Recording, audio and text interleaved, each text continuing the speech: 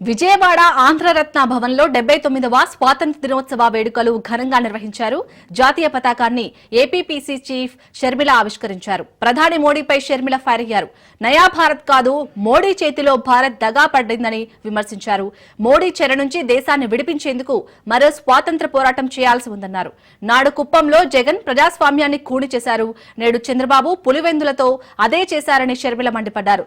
ప్రజాస్వామ్యాన్ని ఇద్దరూ కూని చేశారని చెప్పారు.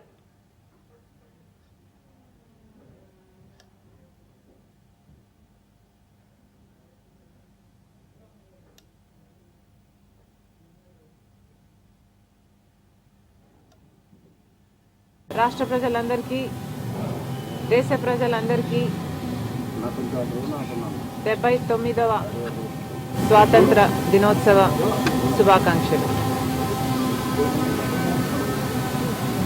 ఈనాడు మనం అనుభవిస్తున్న ఈ స్వాతంత్రం ఎంతోమంది మహనీయుల త్యాగఫలం. ఎంతోమంది పోరాటాలు చేస్తే, ఎంతోమంది ఆస్తి త్యాగాలు చేస్తే, ఇంకెంతోమంది ప్రాణ త్యాగాలు చేస్తే లభించింది ఈ స్వాతంత్రం.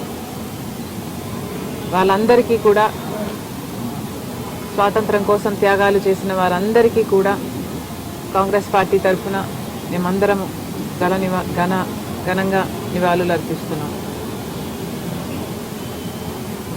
స్వాతంత్రం తెచ్చే దాంట్లో కాంగ్రెస్ పార్టీదే ప్రధాన పాత్ర. అలాగే మన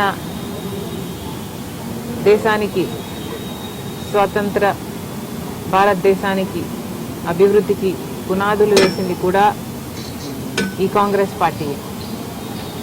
మరొకసారి మీ అందరి సమక్షంలో ఈ సందర్భంగా కాంగ్రెస్ పార్టీ అప్పుడే కాదు, ఇప్పుడు కూడా రాహుల్ గాంధీ గారి నాయకత్వంలో దేశం కోసం, ప్రజల కోసం, రాజ్యాంగం కోసం కట్టుబడి ఉంటుంది.